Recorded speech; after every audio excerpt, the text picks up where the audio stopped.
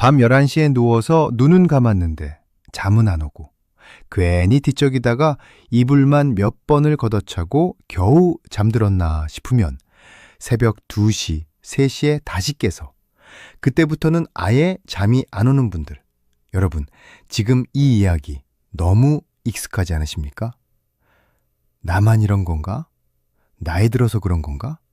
이렇게 생각하고 계셨다면 오늘 이 이야기 끝까지 들으셔야 합니다. 왜냐하면 잠을 못 자는 이유는 한 가지가 아니라 하나가 풀리면 그 다음 문제가 드러나는 구조이기 때문입니다. 그리고 그 순서만 제대로 맞추면 잠은 다시 돌아올 수 있습니다. 몇 년 전 부산에 사시는 한 어르신이 찾아오셨습니다. 연세는 70이 넘으셨고 들어오시는 걸음부터 힘이 없으셨습니다. 앉자마자 이렇게 말씀하셨습니다. 나는 이제 잠은 포기했습니다. 30년 동안 수면제를 드셨고 2시간 자면 많이 잔 날입니다. 그리고 마지막에 이렇게 물으셨습니다. 이건 그냥 나이 탓 아닙니까? 저는 그때 이렇게 말씀드렸습니다. 어르신, 나이 때문이 아니라 순서가 꼬인 겁니다. 그리고 이 한마디를 덧붙였습니다. 하나씩 풀어보시죠. 몸은 순서대로 반응합니다. 어르신이 조용히 고개를 끄덕이셨습니다. 첫 번째 미션을 드렸습니다. 오늘부터 머리맡에 숯 하나 두고 주무셔 보세요. 어르신은 웃으셨습니다. 이걸로 잠이 옵니까?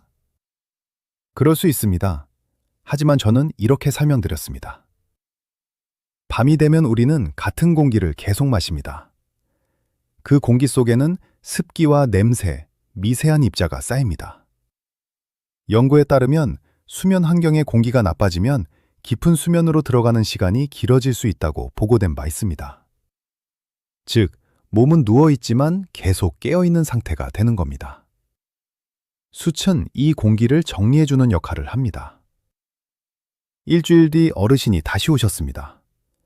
앉자마자 이렇게 말씀하셨습니다. 코가 편합니다. 숨 쉬는 게 훨씬 낫습니다. 그런데 이어서 이렇게 말씀하셨습니다. 근데 이상하게 이제는 생각이 많아집니다. 여기서 중요한 변화가 생깁니다. 문제가 바뀐 겁니다. 예전에는 숨이 불편해서 못 잤고 이제는 생각 때문에 못 자는 상태가 된 겁니다. 이건 나빠진 게 아닙니다. 오히려 한 단계 좋아진 상태입니다. 그래서 저는 두 번째 미션을 드렸습니다. 이번에는 말린 대추를 베개 근처에 두고 주무셔 보십시오. 어르신이 물으셨습니다. 이건 왜입니까? 저는 이렇게 말씀드렸습니다. 이제는 머리를 쉬게 해야 합니다. 밤이 되면 주변이 조용해지면서 작은 걱정도 크게 느껴집니다. 연구에 따르면 이런 반복적인 생각이 수면을 방해하는 주요 원인으로 보고된 바 있습니다. 대추에는 신경을 안정시키는 성분이 있어 긴장을 완화하는 데 도움을 줄 수 있습니다.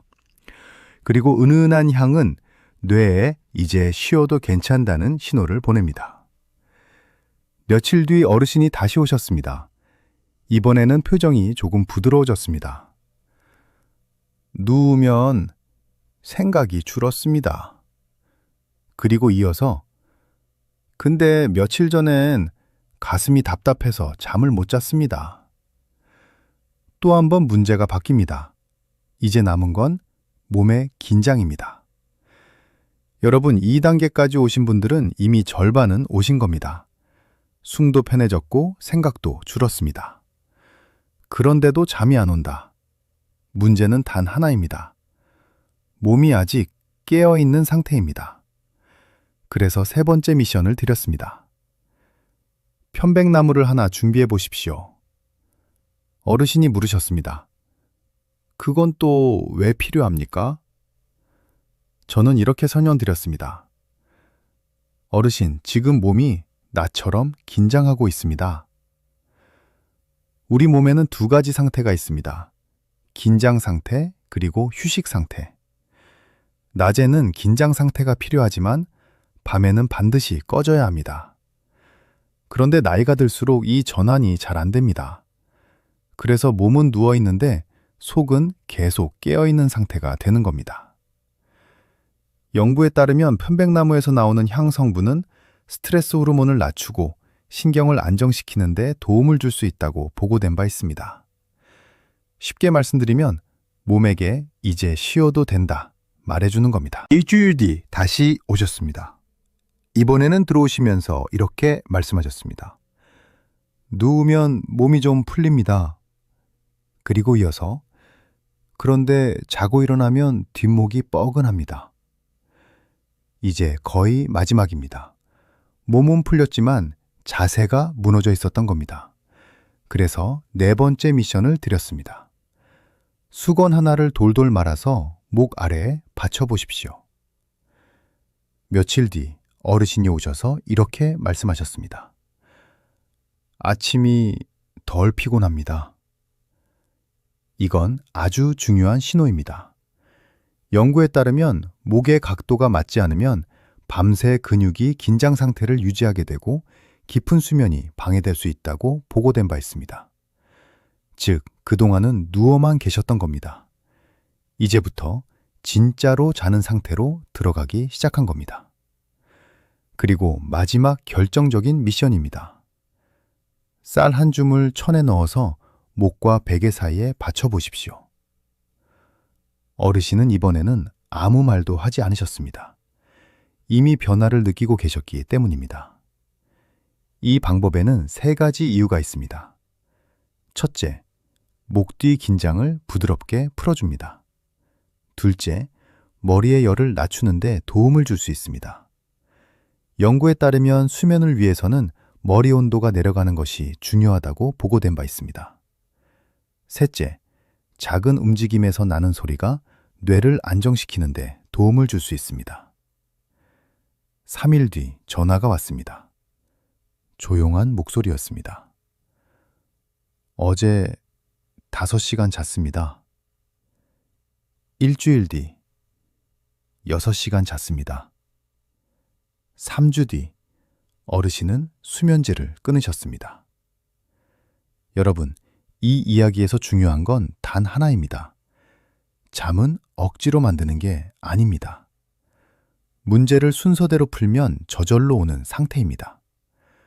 숨이 편해지면 생각이 보이고, 생각이 줄어들면 긴장이 보이고, 긴장이 풀리면 자세가 보이고, 자세가 잡히면 비로소 잠이 옵니다.